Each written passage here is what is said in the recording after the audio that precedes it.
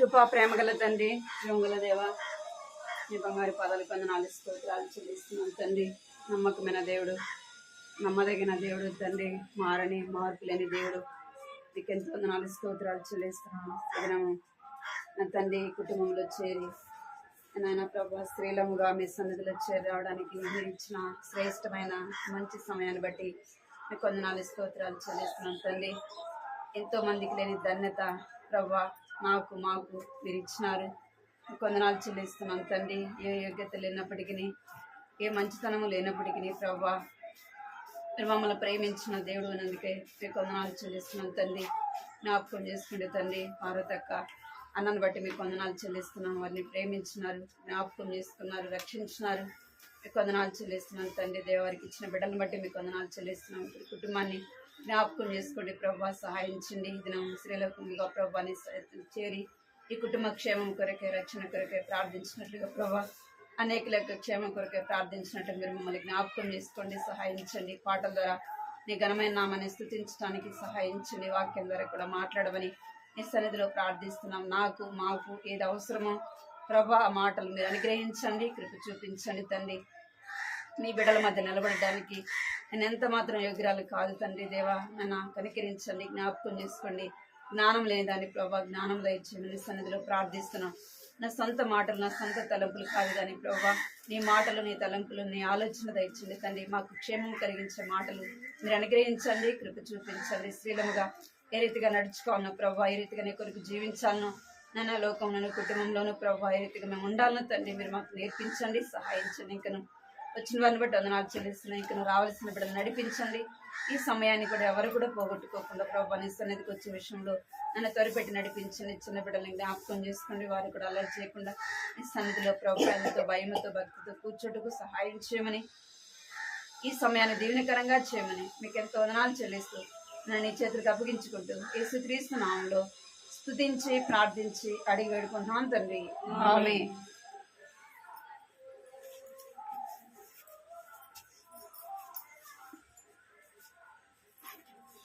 పాటలు పాడుతున్నాను.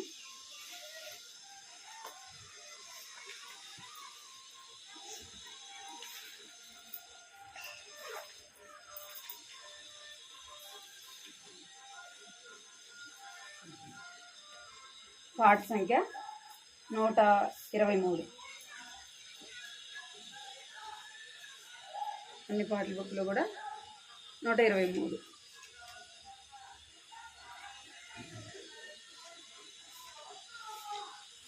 ప్రభువా నీ గొప్పతనం కలిసి పాడు.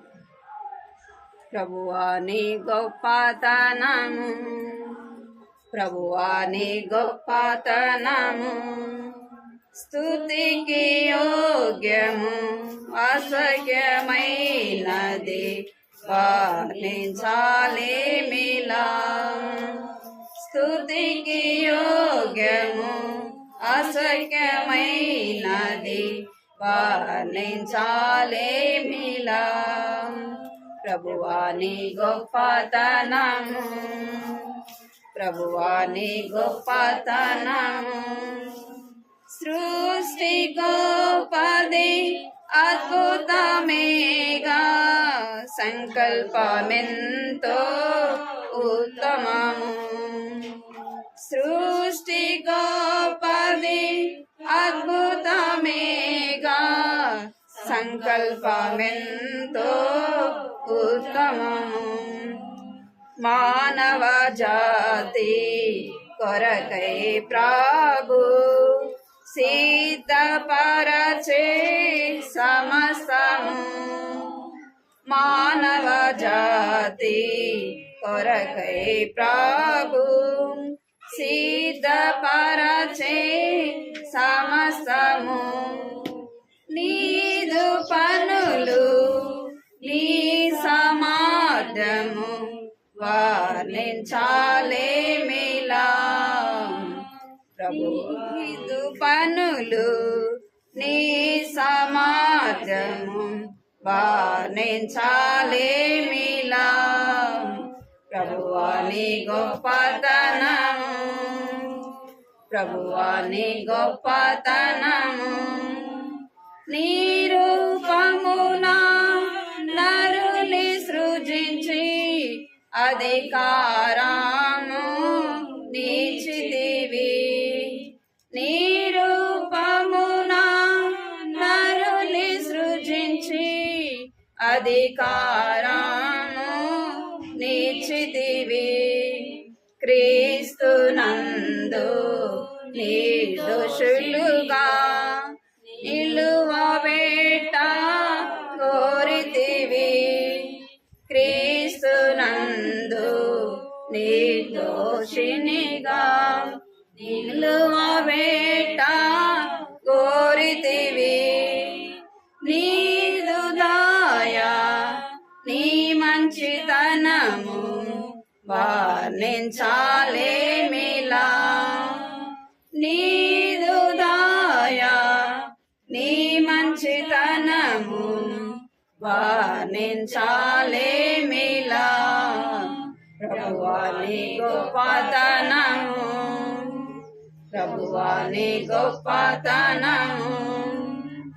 సృష్టి చేసిన శక్తి కంటే పాపికి రక్షణ గొప్పది.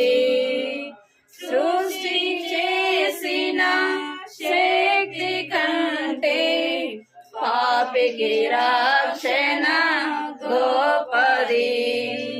నీ యొద్దనున్న సర్వమిచ్చి విలువగు ముత్యము కొన్నావు.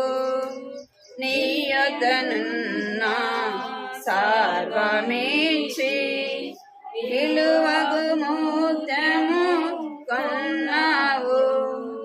నీ ఐశ్వర్యము నీ మహిమను వర్ణించాలేమిలా. నీ ఐశ్వర్యము నీ మహిమను వర్ణించాలేమిలా. ప్రభువా నీ గొప్పతనము, ప్రభువా నీ గొప్పతనము. నీకు మానవు ప్రాముల్యము లేవు ప్రేమించుచున్నావు. నీకు మానవు ప్రాముల్యము నీవు ప్రేమించుచున్నావు. అందుకే నీ ప్రాణమర్పించి రక్తము కార్చి రక్షించితివి. అందుకే నీ ప్రాణమర్పించి రక్తము కార్చి రక్షించితివి. నీ అద్భుత ప్రేమ నీ కృప వర్ణించాలేమిలా. నీ అద్భుత ప్రేమ నీ కృప వర్ణించాలేమిలా. ప్రభువా నీ గొప్పతనము, ప్రభువా నీ గొప్పతనము. అద్భుతమైన నూతన సృష్టి మానవునికి నీచితివి. అద్భుతమైన నూతన సృష్టి మానవునికి నీచితివి. రాజులనుగా యాజకులుగా వారసులుగాను చేసితివి. రాజులనుగా యాజకులుగా వారసులుగాను చేసితివి. నీ రాజ్యము నీ ప్రభావము వర్ణించాలేమిలా. నీ రాజ్యము నీ ప్రభావము వర్ణించాలేమిలా. ప్రభువా నీ గొప్పతనము, ప్రభువా నీ గొప్పతనము ఉల్లాసముతో సృష్టి మహిమర్చి అద్భుత కార్యములను చూచి ఉల్లాసముతో సృష్టి మహిమర్చి అద్భుత కార్యములను చూచి సంతోషించి ఆరాధించిరి నీవే సర్వమని చెప్పిరి సంతోషించి ఆరాధించిరి సర్వమని చెప్పిరి నీ ప్రభుత్వము నీదు సాధ్యం వారించాలేమిలా నీ ప్రభుత్వము నీదు సాధ్యము వారించాలేమిలా ప్రభువా నీ గొప్పతనము ప్రభువా నీ గొప్పతనము స్తుతికి యోగ్యము అసఖ్యమైనది వర్ణించాలేమిలా స్తుతికి యోగ్యము అసఖ్యమైనది వర్ణించాలేమిలా ప్రభువా నీ గొప్పతనము ప్రభువా నీ గొప్పతనము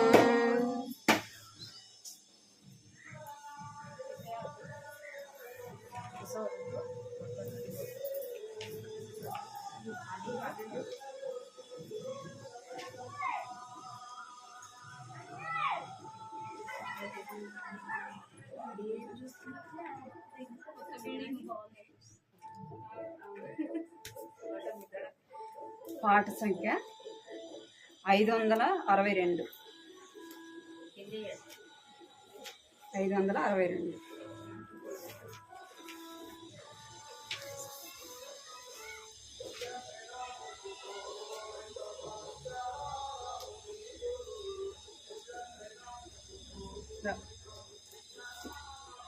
ప్రభువా నీ కార్యమును నూతన పరచుము మాలో నూతన పరచుము మాలో పరిశుద్ధ దేవా నీకు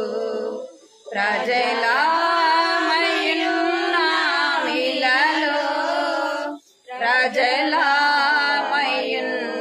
ప్రజలామయున్నామిలలో నీ కార్యమును సంవత్సరములు జరుగు చుండాగనే సత్యదేవా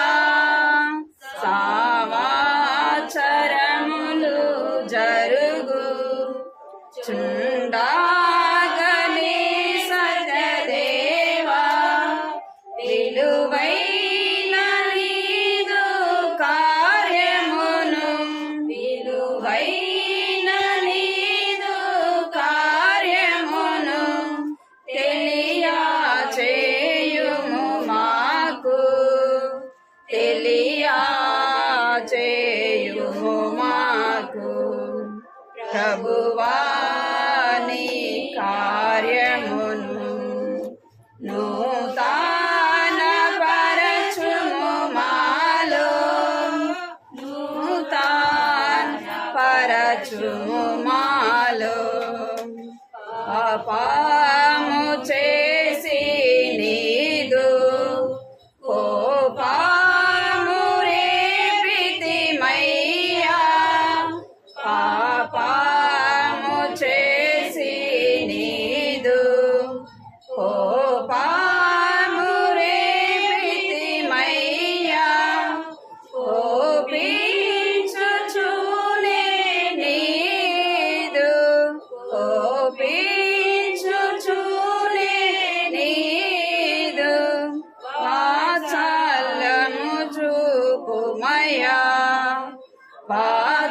వాత్సల్యము చూపుమయా ప్రభువా నీ కార్యములు నూతన పరచుము మాలో నూతన పరచుము మాలో ప్రేమాతో మమ్ము రక్షించి క్షేమమునిచ్చితివయ్యా ప్రేమాతో మమ్ము రక్షించి క్షేమమునిచ్చితివయ్యా ప్రేమించకున్నాము మేము ప్రేమించకున్నాము మేము ప్రేమమయుడా నిన్ను ప్రేమమయుడా నిన్ను ప్రభువా నీ కార్యములు నూతన పరచుము మాలో నూతన పరచుము మాలో వెలిగించితివి మామిలలో వెలుగైనవో మా ప్రభువా వెలిగించితివి మామిలలో వెలుగైనవో మా ప్రభువా పలు చోట్లలో నా మేము పలు చోట్లలో నా మేము వెలుగాకున్నామయ్యా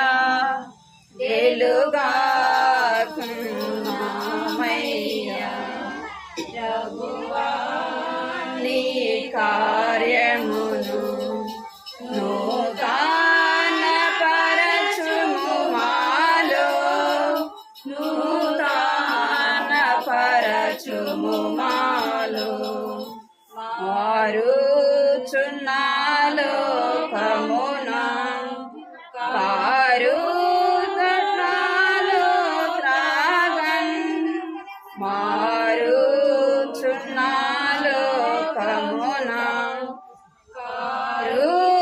కారుగట్నాలో త్రాగన్ జీవాపు ఊటలు నిన్ను విడచి జీవాపు ఊటలు నిన్ను విడచి త్రోవా తాపితిమయ్యా త్రోవా తాపితిమయ్యా ప్రభువా నీ కార్యమును నూతన పరచుము మాలో నూతన పరచుము మాలో సోదర ప్రేమను చూపి మాదిరి విడచితిమయ్యా సోదర ప్రేమను చూపి మాదిరి విడచితిమయ్యా ఓదార్పు పొందిన మేము ఓదార్పు పొందిన మేము ఆదరణీయకున్నాము ఆదరణీయకున్నాము ప్రభువా నీ కార్యములు నూతన పరచుము మాలో నూతన పరచుము మాలో మేలిమి బంగారుగను మమ్మూల చేసితివయ్యా మేలిమి బంగారుగను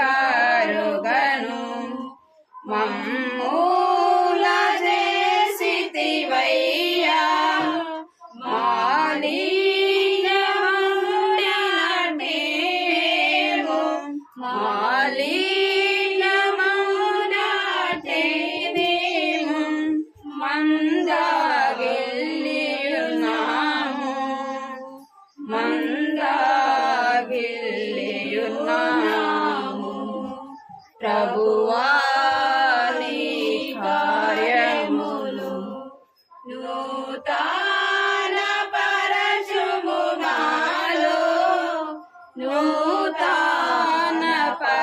పరచుము మాలో మాట తపని మా దేవా కోటను నావయ్యా మాట తపని మా దేవా కోటను నావయ్యా చాటించరా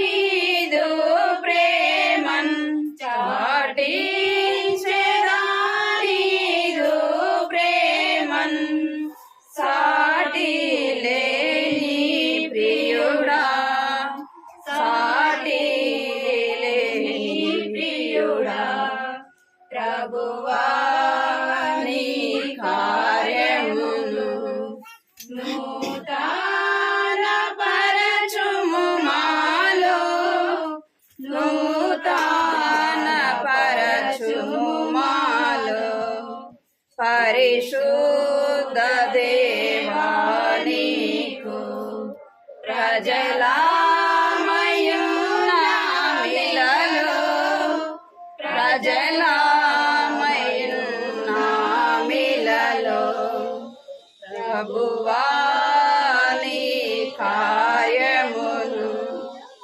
నూతన పరచుము మాలో నూతన పరచుము మాలో. ప్రార్థన చేసుకోండి, మాట ప్రార్థన చేసుకుని వాటిలో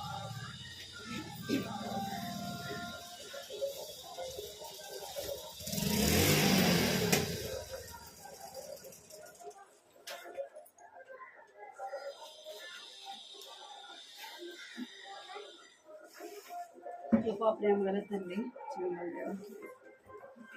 ఈ బంగారు పాదాలు కొన్ని స్తోత్రాలు చెల్లిస్తున్నాం తండ్రి. ఇంతవరకు కూడా మాటల ద్వారా స్థుతించడానికి మీరు సహాయం చేసుకొచ్చారు. కొన్ని చెల్లిస్తున్నాం తండ్రి. అయితే ఇంకా మీరు కోరుకున్నట్లుగా నా మటుకు నేను స్థుతించినట్లే నన్ను క్షమించండి, జ్ఞాపకం చేసుకోండి. వాక్యం ద్వారా మాట్లాడండి ప్రభు, కృప చూపించండి. నా గొంతును మీరు తాకండి, ముట్టండి ప్రభు, సహాయించండి. ధారాళంగా మీ మాటలు నాకు అనుగ్రహించండి తండ్రి. మీ బిడ్డలైన వారికి ఏ రీతిగా బోధించాలని కూడా మీరు నాకు సహాయించండి. నన్ను నేను నోటి బొరుగా వాడుకోండి ప్రభు, కృప చూపించండి. నా మాటలు వారికి అర్థమయ్యే విధానంలో మీరే సహాయించండి. ఇంకనూ రావాల్సిన వారిని తీసుకురమ్మని ఈ సమయాన్ని మాకెంతో దేవునికరంగా చేయమని అనేక శబ్దాలు కూడా మీ స్వాధీనించుకోమని యేసు నామములో ప్రార్థిస్తున్నాం తండ్రి, ఆమేన్.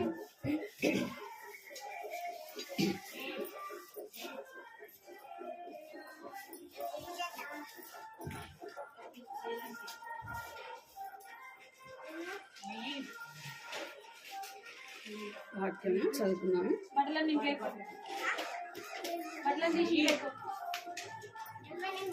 సామెతలు 31వ అధ్యాయం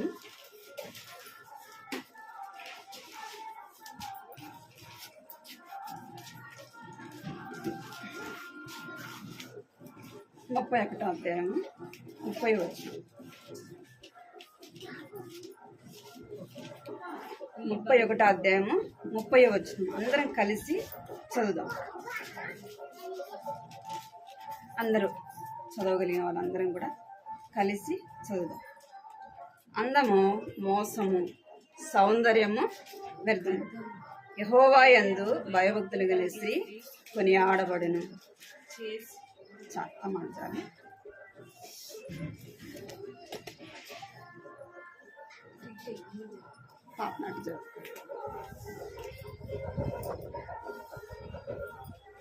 అందరు తీసినారా? చదివినారా అందరూ? మళ్ళీ ఒకసారి కలిసి చదువుదాం ఆ మాటని అందరూ కూడా. సామెతలు 31వ అధ్యాయం 30వ వచనం. అందము మోసము సౌందర్యము వ్యర్థము, యెహోవా యందు భయభక్తులు స్త్రీ కొనియాడబడును. ఏమంట? అందము మోసము సౌందర్యము వ్యర్థము, యెహోవా యందు భయభక్తులు గల స్త్రీ కొనియాడబడును. లోక సంబంధంగా అయితే ఏం చూస్తాం? మొదట మనం చూసేది ఏంది? అందము చూస్తాం. ఏమంట? అందము మోసము, సౌందర్యము వ్యర్థం. వ్యర్థమైన దాన్నే మనం ఏం చేస్తాం? దాన్నే చూస్తాం. ఏదన్నా పెళ్ళిళ్ళ కాడ కానీ ఏదైనా సందర్భం వచ్చినప్పుడు మొదట మనం మాట్లాడే మాట ఏంటంటే అందమే కదా. ఆ పిల్ల బాగాలేదు, ఈ పిల్ల బాగాలేదు, ఆ పిల్లోడు బాగాలేడు, ఈ పిల్లోడు బాగాలేడు. మనం ఏం చూస్తాం? పై రూపాన్ని చూస్తాం. అమ్మాయిలు కావచ్చు, అబ్బాయిలు, ఎవరైనా సరే హృదయాన్ని చూడం కదా. అందుకే దేవుడు పరిశుద్ధ గ్రంథంలో ఏం చెప్తున్నాడు? అందము మోసము. అది మనల్ని ఏం చేస్తుందంట? మోసగిస్తుంది. మన అందమే మనకి నష్టం కదా. సౌందర్యము వ్యర్థం. సౌందర్యంగా ఉండాలా, నేను అందంగా ఉండాలని ఎంతో ఖర్చు పెడతారు ఇప్పుడున్న పరిస్థితులు బట్టి కదా. మగపిల్లలు కావచ్చు, ఆడపిల్లలు కావచ్చు, ఏం చేస్తారు? బ్యూటీ పార్క్ పోయి ఎంతో వ్యయం చేసుకుంటారు. కానీ దేవుడి ఇచ్చిన అందం పోతుందా? మనం తెచ్చుకోవాలనే రాదు. అది ఎన్ని రోజులు? 1 రోజు 2 రోజులు ఎంతో డబ్బు ఖర్చు పెడతారు. కానీ అందుకే దేవుడు అంటున్నాడు అది మోసము, అది వ్యర్థము. ఏం కలిగి ఉండాలంట? మనం అందంగా లేకపోయినా, మనం సౌందర్యంగా కనబడకపోయినా ఏముండాలంట? మనము యెహోవా యందు భయభక్తులు కలిగి ఉండాలి. దేవుని యందు భయము భక్తి అనేది అవసరము. ఎవరికి అవసరము? మన స్త్రీల కూడికి కాబట్టి స్త్రీల గురించి చెప్పింది. భయం భక్తి అనేది అందరికీ అవసరం. మగపిల్లలు కావచ్చు, ఆడపిల్లలు కావచ్చు, ఎవరికైనా దేవుని యందు భయం అనేది ప్రతి ఒక్కరికి కూడా అవసరం. ప్రాముఖ్యంగా స్త్రీలమైన మనకు భయము భక్తి అనేది అవసరం. మనం అందంగా ఉన్నా లేకపోయినా, మనం సౌందర్యంగా ఎవరికి కనబడకపోయినా, మనం చూసి అసహించుకున్నా మనం ఏం కలిగి ఉండాలా? దేవుని యందు భయభక్తులు కలిగి ఉండాలి. దేవుని బిడలముగా మనము దేవుని యందు భయభక్తులు కలిగి ఉండాలి. అందుకే చూద్దాం, ఇంకొక మాట చూద్దాము. లూకాసు వార్త 1వ అధ్యాయం 27వ వచనం. లూకాసు వార్త 1వ అధ్యాయం 27వ వచనం. చదవగలిగిన వాళ్ళు చదవండి. 1వ అధ్యాయం 27వ వచనం. దావీదు వంశస్థుడైన యోసేపును పురుషునికి ప్రదానం చేయబడిన కన్యక యొద్దకు దేవుని చేత పంపబడెను. ఆ కన్యక పేరు మరియా. ఇక్కడ ఇంకొక మాట కూడా చూస్తామండి. యెషయా గ్రంథము 7వ అధ్యాయం 14వ వచనం చదవండి. యెషయా గ్రంథము 7వ అధ్యాయము 14వ వచనం.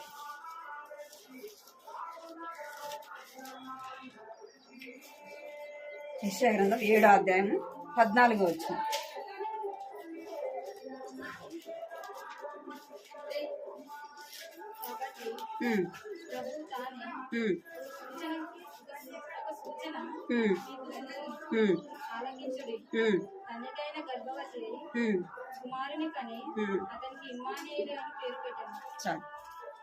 ఇక్కడ ఏం కలిగి ఉండాలంటే పవిత్రత, దేవుని యందు మనం భయభక్తులు కలిగి ఉండాలి.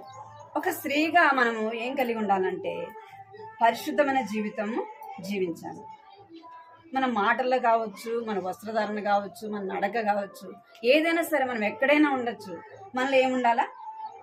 పవిత్రత, పరిశుద్ధత అనేది అవసరం. అందుకే యేసు వారు అన్నాడు, నేను పరిశుద్ధులను కనుక మీరు కూడా సమస్త విషయంలో పరిశుద్ధత కలిగి ఇందుడి అన్నాడు. అంటే పరిశుద్ధత లేకుండా, అందుకే బైబిల్లో చెప్తుంది పరిశుద్ధ హృదయ శుద్ధి లేని దేవుణ్ణి చూడలేరు. పరిశుద్ధత లేకుండా దేవుని మనము చూడలేము. అంటే ఏం కావాలా? పరిశుద్ధత అనేది అవసరము. ఇక్కడ లూకాసు వార్తలో మనం చూస్తే కన్యక గర్భవతియే కుమారుని కన్ను. ఈ కన్యక పేరు ఏం పేరు? మరియా. మరియాని మనము చూస్తా ఉన్నాం. అప్పుడు ఇశ్రాయేలు ప్రజలు ఏం చేసేవాళ్ళంటే, ఆ కన్యకలైన వారు యేసు ప్రభు కన్యక గర్భాన జన్మిస్తాడు అని వాళ్ళకి తెలుసు. అందుకే అప్పుడున్న వాళ్ళందరూ కూడా, ఇశ్రాయేల్ యొక్క స్త్రీలందరికీ కూడా, పెళ్లి కాని యవనస్తులందరూ కూడా వారి జీవితం ఎలా కాపాడుకున్నారంట? పరిశుద్ధంగా జీవిస్తూ వచ్చినారు. ఎందుకంటే యేసు ప్రభు వారి కడుపులో జన్మించాలా అని వారి యవ్వన జీవితాన్ని ఎట్లా కాపాడుకుంటా, పరిశుద్ధంగా కాపాడుకుంటారు. వారిలో మరియమ్మ ఎవరు? యేసు ప్రభుకి జన్మనిచ్చిన మరియమ్మ. ఈమె కన్యక కదా, ఏం రాయబడింది? కన్యక. కన్యక అంటే ఏమని? వివాహము కాలేదు. ఈమెకి వివాహం కాలేదు.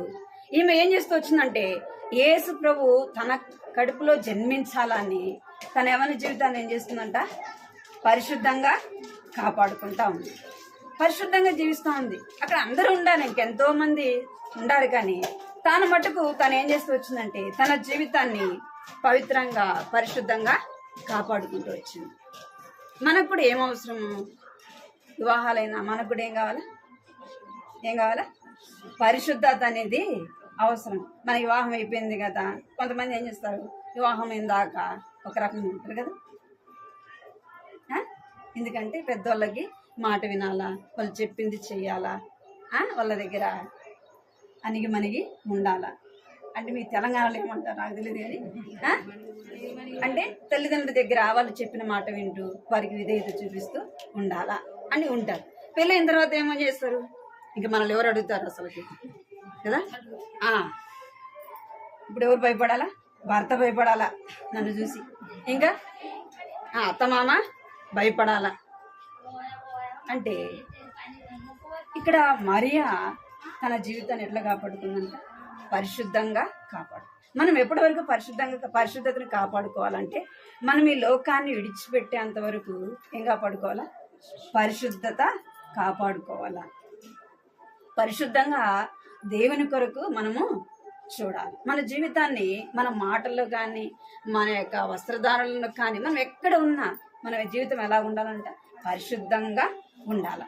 ఇక్కడ ఆదికాండంలో చూస్తే చూడండి, ఆదికాండం 34వ అధ్యాయము 1వ వచనం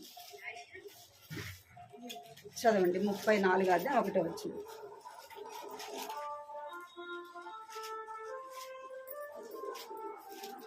లేయా యాకోబునకు కనిన కుమార్తె అయిన దీనా ఆ దేశ కుమార్తెలను చూడవెళ్ళను. ఆ దేశం వెళ్ళిన హివ్వీయుడైన ఆమేరు కుమారుడవు షేకెము ఆమెను చూసి ఆమెను పట్టుకొని ఆమెతో శయనించిన ఆమెను అవమానపరిచెను. చాలు. ఇక్కడ ఒక కన్యక, ఎవరు, ఏం పేరు? దీనా.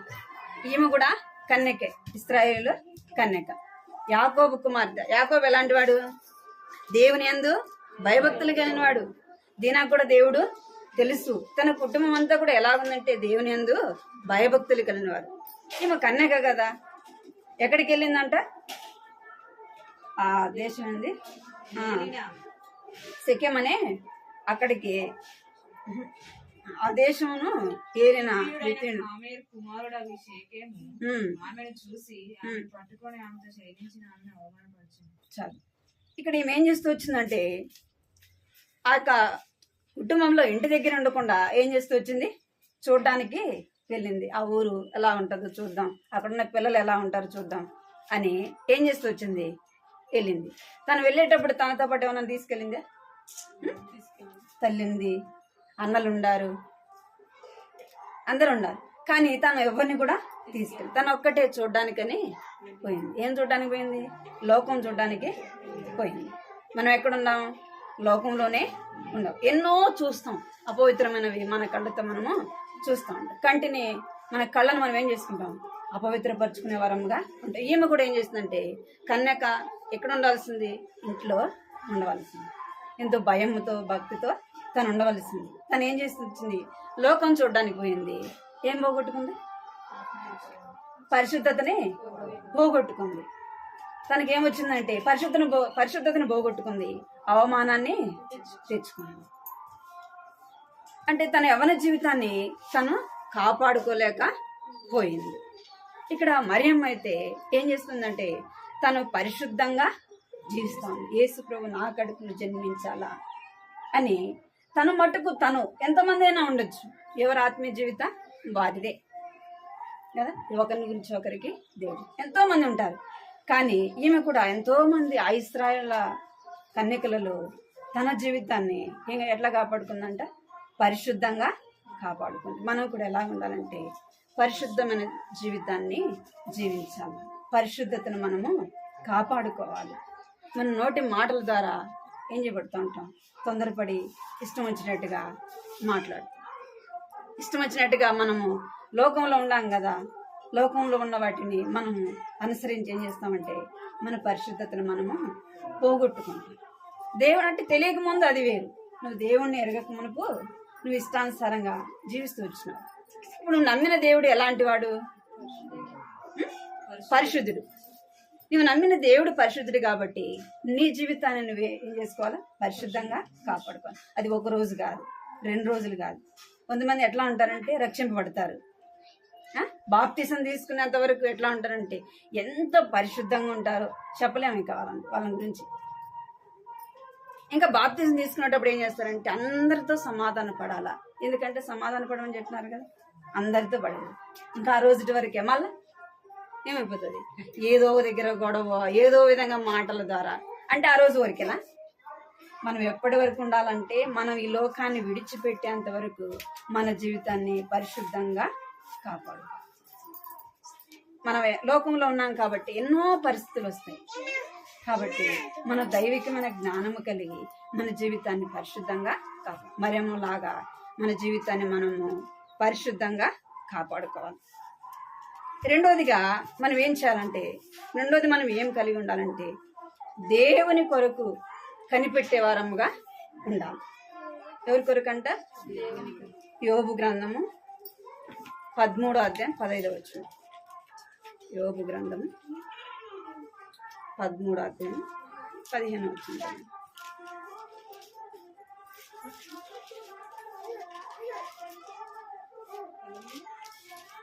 వచనం. ఇదిగో ఆయన నన్ను పంపెను, నేను ఆయన కొరకు కనిపెట్టుచున్నాను.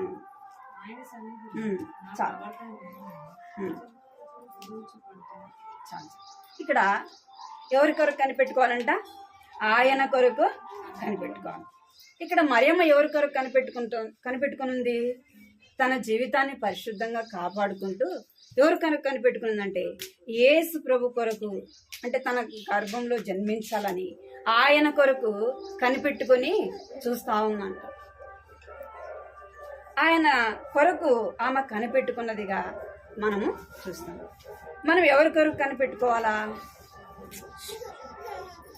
పాపం.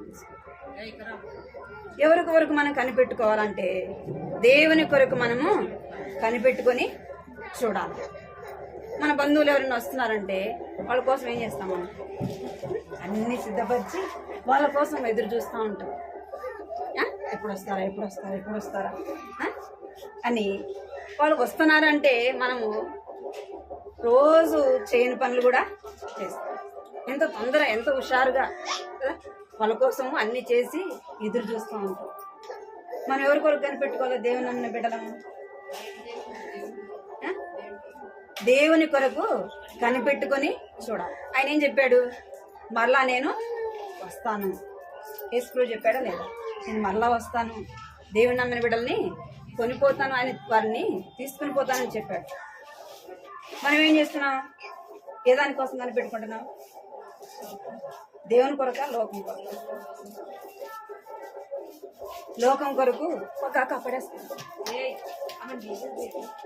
మనం దేని కొరకు కనిపెడతామంటే లోకం కొరకు కనిపెట్టుకొని చూస్తూ ఉంటాం. ఇంకే లోకంలో ఏం సంపాదించుకోవాలా, ఏదేం సంపాదించాలా, మన కొరకు ఏమేమి సమకూర్చుకోవాలా అని లోక సంబంధమైన దాని కొరకు ఎదురు చూస్తా, లోక సంబంధమైన దాని కొరకు మనం ప్రయాసపడతా, లోక సంబంధమైన దాని కొరకు మనము ఎదురు చూస్తూ ఉంటాం. మనం ఎవరి కొరకు ఎదురు చూడాలంటే దేవుని కొరకు ఎదురు చూడాలి. మరియమ్మ కూడా ఏం చేస్తూ వచ్చింది? దేవుని కొరకు ఆమె ఎదురు చూస్తూ వచ్చింది. చూడండి, కీర్తనలు 75వ అధ్యాయం 2వ వచనం. 75వ అధ్యాయం 2వ వచనం.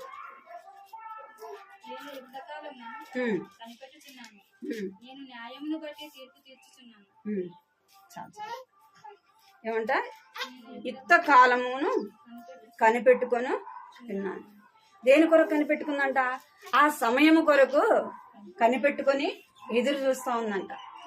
యేసు ప్రభు తన గర్భంలో జన్మించాలని ఆ సమయం కొరకు ఎదురు చూస్తా ఉందంట. తన జీవితాన్ని పరిశుద్ధంగా కాపాడుకుంటూ దేవుని కొరకు కనిపెట్టుకొని చూస్తా ఉంది. దేవుడు కూడా ఎవరిని చూస్తాడంటే, చూడండి కీర్తనలు 106 101 వచ్చింది చదవండి. 101 నా యొద్ద నివసించినట్లు దేశంలో నమ్మకస్తులైన వారిని నేను కనిపెట్టుచున్నాను. ఎవరి కొరకు ఎదురు చూస్తున్నాడంటే, ఎవరి కోసం కనిపెట్టినంట? తన యొద్ద దేశంలో నమ్మకస్తులైన వారు ఉన్నారా అని దేవుడు ఏం చేస్తున్నాడు? కనిపెట్టుకొని చూస్తాను. యేసు ప్రభు కూడా ఎవరి గర్భంలో జన్మించాలి, ఎవరు ఎలాగ జీవిస్తున్నారు అని ఏం చేసుకొచ్చినాడు? చూస్తే వారిలో ఈ మరియమ్మ దేవుని దృష్టి ఎలా కనపడింది? పరిశుద్ధమైన జీవితము తనలో కనపడింది. ఇంకోటి, ఆమె దేవుని కొరకు ఎదురు చూస్తూ వచ్చింది. మనం కూడా ఎవరి కొరకు ఎదురు చూడాలంటే, దేవుని కొరకు మనం ఎదురు చూసే వారముగా ఉండాలి. మనలో దేవునికి ఏం కనపడాలంటే నమ్మకత్వము కనపడాలి. దేవుని పనిలో దేవుని పని మనకి ఏదైనా అప్పగించబడినప్పుడు మనం నమ్మకంగా చేయాలి. దేవుని కొరకు నమ్మకమైన జీవితము జీవించాలి. ఆయన కొరకు నమ్మకంగా మనం జీవిస్తూ ఆయన కొరకు మనం ఎదురు చూసే వారముగా ఉండాలి. ఎస్తేరు కూడా ఏం చేస్తూ వచ్చిందంట? ఎస్తేరు గ్రంథం చూడండి. ఎస్తేరు గ్రంథం 2వ అధ్యాయము. ఎస్తేరు గ్రంథం 2వ అధ్యాయము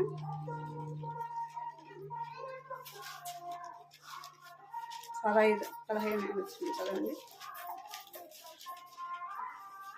17 వచ్చింది చదవండి. 2వ అధ్యాయము 17 వచ్చింది. స్త్రీలందరికంటే రాజు ఎస్తేరును ప్రేమించును, కన్యకలందరికంటే ఆమె అతని వలన దయాదాక్షిణ్యములు పొందెను. ఇక్కడ అహస్వేరోషు రాజు ఉన్నాడు.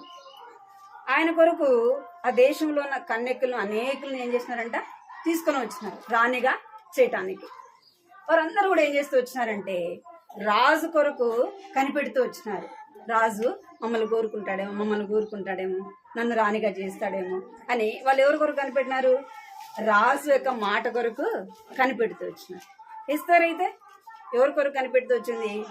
దేవుని కొరకు కనిపెడుతూ వచ్చింది. దేవుడే నన్ను ఒకనొక సమయాన జ్ఞాపకం చేసుకుంటాడు అని దేవుని కొరకు తను కనిపెడుతూ వచ్చింది. అయితే రాణిగా ఎవరు చేయబడినారు? ఎస్తేరు రాణిగా చేయబడింది. ఆమె ఎన్నికైనా రాణిగా చేయబడడానికి కాదు కదా. తల్లిదండ్రులు లేరు, తన యొక్క స్థితి దీనస్థితి. అయితే అందము, మోసము, సౌందర్యము వ్యర్థం. యెహోవా యందు భయభక్తులు శ్రీ కొనియాడబడింది. ఈ యొక్క ఎస్తేరు ఎలాగుంది? దేవుని యందు భయభక్తులు కలిగి ఉంది కాబట్టి ఏం చేయబడింది? దేవుని కొరకు ఆమె ఎదురు చూస్తూ వచ్చింది. ఒక సమయం వచ్చింది, యుక్తకాలం ఏం చేస్తాడంటే దేవుడు జ్ఞాపకము చేసుకుంటాడు. ఇక్కడ ఎస్తేరు కూడా ఏం చేయబడింది? తగిన సమయం వచ్చినప్పుడు ఆమె రాణిగా చేయబడుతూ వచ్చింది. ఇక్కడ మరియమ్మ కూడా తగిన సమయం కొరకు ఎదురు చూస్తూ వచ్చింది. మనం కూడా ఎలా ఉండాలంటే తగిన సమయం కొరకు ఏం చూడాలా? దేవుని కొరకు చూడాలి. మనకి ఏదైనా అవసరమైనప్పుడు మన పరిస్థితులను బట్టి ఎవరి వైపు చూడాలా? మనుషుల వైపు కాదు. మనుషుల వైపు చూస్తే ఏం చేస్తాం? మనకు వారికి నచ్చినప్పుడే ఏం చేస్తారు? మన మంచి వాళ్ళు అంటారు, ఏదైనా సహాయము చేస్తారు. మనకు వాళ్ళకి నచ్చలేదనుకోండి ఏం చేస్తారు?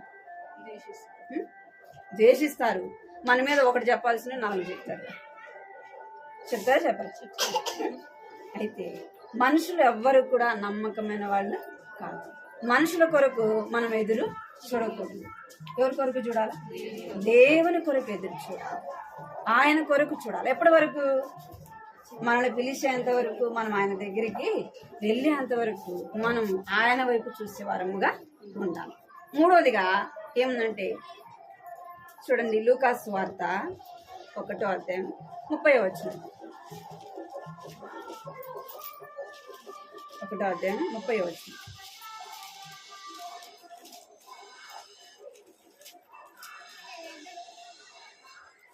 ఒకటో అధ్యాయం 30వ వచనం చదవండి తీసుకున్నాను. గర్భము ధరించి కుమారుని కనెను, ఆయనకు యేసు అని పేరు పెట్టెను. 30వ వచనం. 1వ అధ్యాయం 30వ వచనం. మేమిటో అని ఆలోచించుకుంటుండగా దూత మరియ భయపడకుము, దేవుని వలన నీవు కృప పొందితివి, ఇదిగో నీవు గర్భం ధరించి కుమారుని కని ఆయనకు యేసు అని పేరు పెట్టెను. ఇక్కడ ఏం పొందిందంట? దేవుని వలన కృప పొందింది. మరియమ్మ తనేం చేస్తూ వచ్చిందంటే పరిశుద్ధమైన జీవితం జీవిస్తూ, రెండోది దేవుని కొరకు కనిపెట్టుకునింది. తగిన సమయం వచ్చినప్పుడు ఏం పొందిందంట? ఆమె గర్భము ధరించింది. అందుకే దేవదూత చెప్తుంది, భయపడవద్దు, నువ్వేం పొందినావు? దేవుని వలన కృప పొందితివి. మనకి ఎవరు కృప అవసరము? దేవుని యొక్క కృప అవసరము. దేవుని కృపను మనము పోగొట్టుకోకూడదు. దేవుని కృపని మనము పోగొట్టుకోకూడదు. ఎవరు పోగొట్టుకున్నారు దేవుని కృపని? బైబిల్లో చెప్పండి. అంటే మీరు బైబిల్ చదువుతున్నారా? చదవట్లేదా? ఎవరు పోగొట్టుకున్నారంటే చూడండి, 2 సమూయేలు 7వ అధ్యాయం 15వ వచనం. ఆ మాట చదవండి. 2 సమూయేలు 7వ అధ్యాయం 15వ వచనం. 15. నిన్ను స్థాపించుటకై నేను కొట్టివేసిన సౌలునకు నా కృప దూరమైనట్లు అతనికి నా కృప దూరం చేయును. నీ మట్టుకు నీ సంతానము నీ రాజ్యమును నిత్యం స్థిరమగును. చాలు. ఇక్కడ 7వ అధ్యాయం 15వ వచనంలో ఏముందంటే సౌలు గురించి చెప్పబడింది. సౌలుకు ఏం కొట్టివేయబడిందంట? దేవుని కృప కొట్టివేయబడింది. సౌలు దేవుడు కోరుకున్నాడు. బెన్యామీను యొక్క వంశంలో నుంచి సౌలును దేవుడు కోరుకున్నాడు. ఇశ్రాయేలు గోత్రంలో అన్ని గోత్రముల కంటే సౌలు యొక్క గోత్రము చిన్నది. అది ఎన్నిక చేయబడింది, చిన్న గోత్రం అయినప్పటికీ దేవుడు ఏం చేసినాడంట? సౌలుని జ్ఞాపకం చేసుకున్నాడు, ఇశ్రాయేలు ప్రజల మీద రాజుగా నియమించినాడు. అయితే సౌలు ఏం చేసినాడు? దేవుని కృపను పోగొట్టుకున్నాడు. ఎట్లా పోగొట్టుకున్నాడు అంటే దేవుని మాట వినలేదు. దేవునికి విధేయత చూపకుండా ఏం చూపించినాడంటే అవిధేయత చూపించాడు. అంటే దేవుని మాట సౌలు వినలేదు, దేవుడు చెప్పింది చేయలేదు. కృప పోగొట్టుకోవడం అంటే ఏంటంటే దేవుని మాట మనము వినకపోవడం. ఏం పోగొట్టుకుంటాము? దేవుని కృపను, దేవుని యొక్క దయ కనికరం మనము పోగొట్టుకుంటాం. మనం ఎక్కడైనా జాబ్ చేస్తున్నాం అనుకోండి, మన యొక్క అధికారి ఏదైనా పని చెప్పినప్పుడు అది మనం నమ్మకంగా చేయలేదనుకో, ఆయనకు మన మీద ఏమొస్తుంది? మనకు అవసరాన్ని బలుకుతాడా? నమ్మకస్తుడు కాదు. ఇంత నాకు అవసరం లేదు. ఇట్లా సౌలు కూడా ఏం చేస్తున్నాడంటే దేవుని కృపను పోగొట్టుకున్నాడు. దేవుడు చెప్పింది చేయకుండా. ఎంతో మంది ఉండాలి, వారిలో దేవుడు మనల్ని ఏం చేసినాడు? ఇక్కడ కూర్చున్న మనలను మనకంటే గొప్పవారు లేరా? జ్ఞానవంతులు లేరా? ఎంతోమంది. నా మట్టుకు నేను చెప్తా, నా మట్టుకు నేను నిలబడి దేవుని వాక్యం చెప్పడానికి కూడా నాలో యోగ్యత లేదు. అయినా దేవుడు ఏం చేసినంటే ప్రేమించి తన కృప నా ఎడల చూపినాడు. మన ఎడల దేవుని కృప చూపినాడు. కనుకనే దేవుడు మనల్ని ప్రేమించినాడు, తన స్వరక్తం ఇచ్చి కొన్నాడు. మనలను ఆయన రక్షించినాడు, తన స్వరక్తమిచ్చి కొన్నాడు కదా, స్వరక్తమిచ్చి కొన్నాడు. అలాంటి మనము ఏం పోగొట్టుకోకూడదు? దేవుని కృపను పోగొట్టుకోకూడదు. దేవుని కృప మనం పోగొట్టుకోకూడదు అంటే దేవుని యొక్క మాట మనము వినాలి, దేవుడు చెప్పింది మనము చెయ్యాలి. ఆయనకు అంటాడు, బలులను అర్పించుట కంటే మాట వినుట శ్రేష్టమైనది. మనం ఏమేమో చేయాల్సిన అవసరం, ఏమేమో తీసుకురావాల్సిన అవసరము లేదు. మాట వింటే ఆయన మనలను చూసి సంతోషించేవాడుగా ఉంటాడు. మనం ఏమి ఇవ్వాల్సిన అవసరము లేదు. ఇక్కడ మరియమ్మ ఏమైనా ఇచ్చిందా? ఏం చేసింది? తన జీవితాన్ని పరిశుద్ధంగా కాపాడుతుంది. దేవుని కొరకు, దేవుని యొక్క మాట కొరకు ఏం చేస్తుందంట? కనిపెట్టుకొని చూస్తాం. మూడోది ఏం చేస్తుందంటే ఆయన కృప పొందింది. మనం కూడా దేవుని కృప పొందాలి. దేవుని కృప మనకు అవసరం. మనం ఏమో చేయాల్సిన అవసరం, దేవుని వాక్యాన్ని విని దాని ప్రకారంగా మనము నడుచుకునే వారముగా ఉండాలి. సౌలు అయితే దేవుని కృపను పోగొట్టుకున్నాడు. ఎవరికి దొరికింది ఆ కృప? దావీదుకి దొరికింది. దావీదు ఎలాంటి వాడు? గొర్రెలు మేపేవాడు. రాజుగా చేపట్టడానికి తనలో ఏమాత్రం కూడా ఎన్నికైన వాడు కాదు. అయినా దేవుడు ఏం చేస్తాడంట? ఏర్పాటు చేస్తున్నాడు. మనం దేవుడు మనకంటే గొప్పవాళ్ళు ఎంతో మంది ఉండాలి. మనల్ని దేవుడు ప్రేమించి రక్షించి తన జీవము కలిగిన దేవుని ఇంటిలో, సంఘంలో మనల్ని ఉంచినాడు. మనము దేవుని కొరకు నమ్మకంగా జీవించాలి, దేవుని మాట వినాలి. నాలుగోదిగా మనం 3 చూస్తూ వచ్చినాం. నాలుగోది ఏంటంటే ఈ మరియమ్మ ఏం చేస్తూ వచ్చిందంటే ఓర్చుకుంటూ వచ్చింది. ఏం కలిగింది తన జీవితంలో? ఓర్పు కలిగింది. దేనికి ఓర్పు? చెప్పండి, దేనికి ఓర్పు?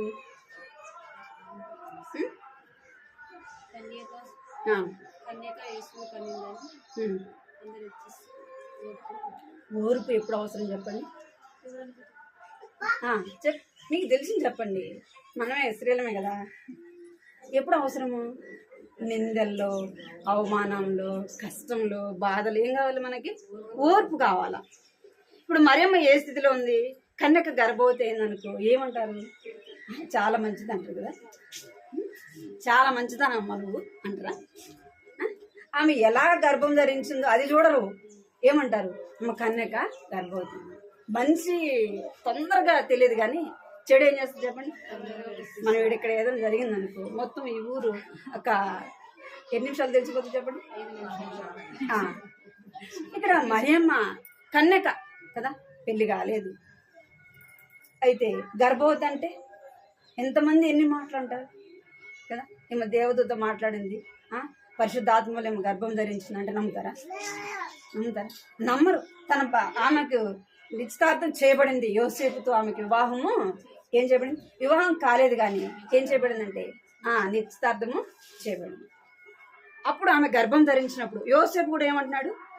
ఆమెని తెలియకుండా వదిలేయాలనుకున్నాడు. బైబిల్ ఉంది కదా అన్నమాట.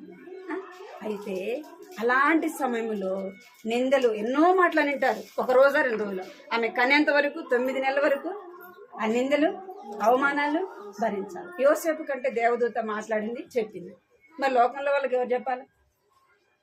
చెప్పండి. అయితే అలాంటి పరిస్థితుల్లో కూడా ఆమె ఏం కలిగిందంటే ఓర్పు కలిగింది. మనకేం కావాలా? స్త్రీలకి మనం ఓర్చుకుంటాం. నీకంటే ముందు నేను చెప్తా. నేను దేవుని నమ్మకం మునుపు చెప్తున్నా ఒక చిన్న మాట. నేను దేవుడు అంటే హిందువులు దేవుడు అంటే నాకు తెలియదు, వేసుకోవడం అంటే తెలియదు. ఏమన్నా వయసు వచ్చింది ఒక 18 అట్లా ఉంటాయి. ఇప్పటివరకు నాకు వేసుకోవడం తెలియదు. మా అమ్మ కూడా మా నాన్న కానీ ఒక మాట అనాలంటే భయపడేవాళ్ళు. అనరు నన్ను, అసలు అంత కోపం. అమ్మ ఇప్పుడు కూడా ఒక్క మాట మాట్లాడారు, అంత కోపం అసలుకి. అంటే మనకి ఏం కలిగి ఉండాలా? ఓర్పు అనేది ఎంతైనా అవసరం. మనం తప్పు పొరపాటు చేసినా చేయకపోయినా కొన్నిసార్లు చేసినప్పుడు వచ్చేదానికంటే చేయనప్పుడు ఎక్కువ వస్తాయి కదా. ఇక్కడ మరియమ్మ కూడా ఏం చేస్తూ వచ్చింది? ఆమె ఏమైనా తప్పు చేసిందా? పొరపాటు చేసింది? చేయలేదు. ఎన్నో ఒక యవనస్త్రాలు కన్యక గర్భవతి ఏంటంటే ఇంతమంది ఎన్ని మాటలు మాట్లాడతారు. అలాంటి పరిస్థితులు ఆమె ఏం కలిగి ఉందంట? ఓర్పు కలిగి ఉంది. మనం ఏం కలిగి ఉండాలా? ఓర్పు కలిగి ఉండాలి. సహనంతో దేవుని కొరకు మనం ఏం చేయాలంట? కనిపెట్టాలి. ఎలాంటి సమయంలో మనం కనిపెట్టాలంటే చూడండి, రోమా రాసిన పత్రిక త్వరగా 2 మాటలు చూసుకొని, రోమా రాసిన పత్రిక 12వ అధ్యాయం 12వ వచనం. 12వ అధ్యాయం 12వ వచనం. నిరీక్షణ గలవారై సంతోషించుచు, శ్రమయందు ఓర్పు గలవారై ప్రార్థనయందు పట్టుదల కలిగి ఇండుడి. ఎప్పుడు గంట? శ్రమయందు ఓర్పు గలవారై ఉండాలా.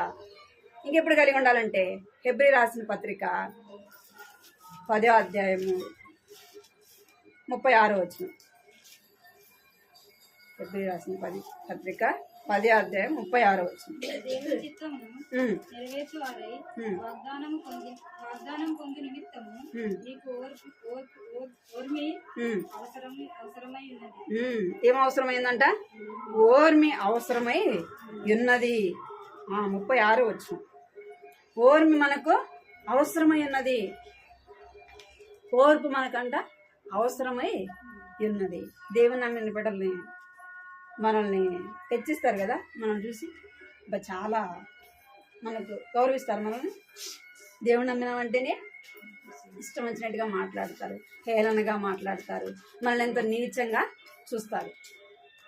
అలాంటప్పుడు మనకి ఏం అవసరము? ఓర్పు అనేది అవసరం. ఓర్పు కలిగి ఉండాలి. కుటుంబంలో వస్తాయి శ్రమలు, బయట వస్తాయి.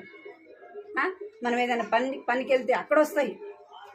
మనం కావాలని మనల్ని ఏం చేస్తారు? వాళ్ళు పరీక్షిస్తూ ఉంటారు, కావాలని హేళన చేస్తూ ఉంటారు, ఎగతాళి చేస్తూ ఉంటారు. అప్పుడు మనకి ఏం అవసరము?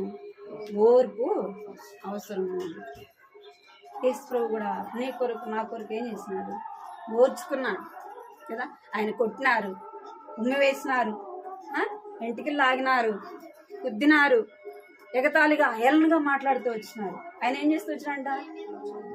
ఓర్చుకుంటూ వచ్చినాడు. నీకు నాకు కూడా ఓర్పు అనేది ఎంతైనా అవసరము. నన్ను ఎందుకంటావు అంటే ఏమంటారు? చెప్పండి? నిన్నే అంటామంటారు.